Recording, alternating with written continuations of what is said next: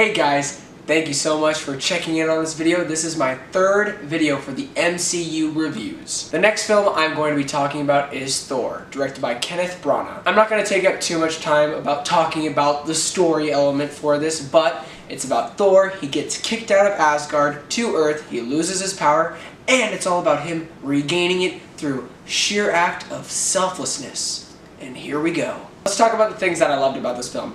First thing is Asgard. The way that we are drawn into that whole entire new territory, because now we are taken super far away from Earth, far away from Iron Man, far away from Captain America, this whole new world that we've never experienced, and it is Asgard. It is amazing, it is beautiful, the way they have the designs, the buildings, the castles, whatever you want to call it, it is just so otherworldly, and Kenneth Branagh does a really good job of immersing us into this new atmosphere. The next thing that I really loved is Chris Hemsworth's performance as Thor, the mighty Thor, the god of thunder. He truly dives into this character that is so rich of detail and so rich of history for the Marvel comic books. Also, another great addition for acting and an awesome character for the Marvel Cinematic Universe is Loki, played by Tom Hiddleston. He is one of my favorite villains and still is in my top 3 favorite villains of all time for the MCU. The next thing that I loved is the character development that you see, especially for me in my perspective. I've seen all the MCU movies and I'm rewatching them.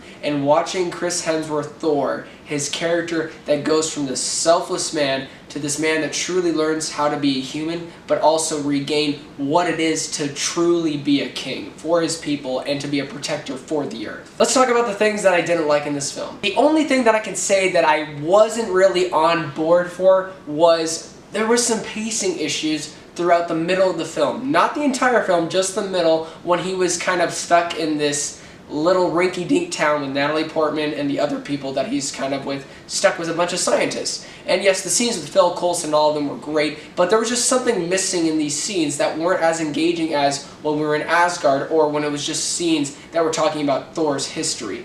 It just kind of pulled me out a little bit whenever Natalie Portman was honestly talking about her science experiments. Overall, I think Thor is a great addition to the MCU. It is not one of the best comic book films. It is not one of the best MCU films either. I am going to be giving Thor a sure take my money. And if you want to score out of 10, I would give it exactly an 8.5 out of 10. The next film I'm going to be talking about is one of my personal, probably in my top 5 favorite MCU films of all time. And that is The Avengers. If you are watching this video, I'm assuming you have already watched all the MCU movies or you've at least seen The Avengers. The story is the culmination after the 4 first Phase 1 MCU movies to now The Avengers, where they all team up. Captain America, Thor, Iron Man, the Incredible Hulk, Black Widow, that really cool guy with the bow and arrow, Hawkeye, Nick Fury, the list can go on. And it's about this one villain who wants to take over everyone and make everyone kneel before him. Loki. And then also, you know, Thanos is really behind it. I mean, I don't know if that's a spoiler. I mean, this movie's like 6 years old. Sorry if you're living under a rock. It's 6.5. Whoa! Sorry, my friend told me 6.5. Yeah. I'm not a real fan. I'm going to talk about the things that I really loved about this film, and spoiler, this is a perfect superhero film. The opening of this film truly marks down what kind of type of film this is going to be, with Loki's first appearance after he was in Thor when he supposedly died, but we all knew he was coming back, especially with the post-credit scene.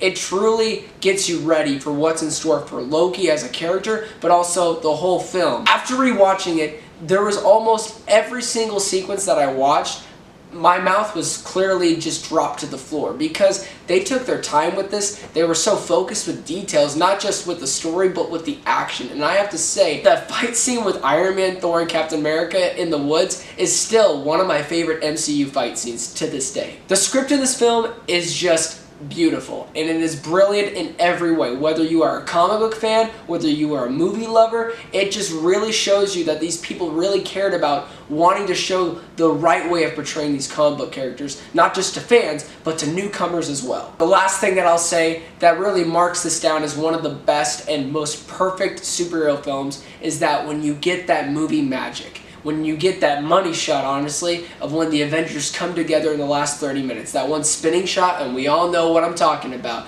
That's when you know it's about to go down. And in that moment, I remember watching it as a kid. I said to myself, this is my favorite superhero movie. Obviously, I'm going to give Avengers a masterpiece. The next films I'm going to be reviewing is Iron Man 3 and Thor the Dark World. As always, don't forget to click like and subscribe below, and don't forget to be blessed.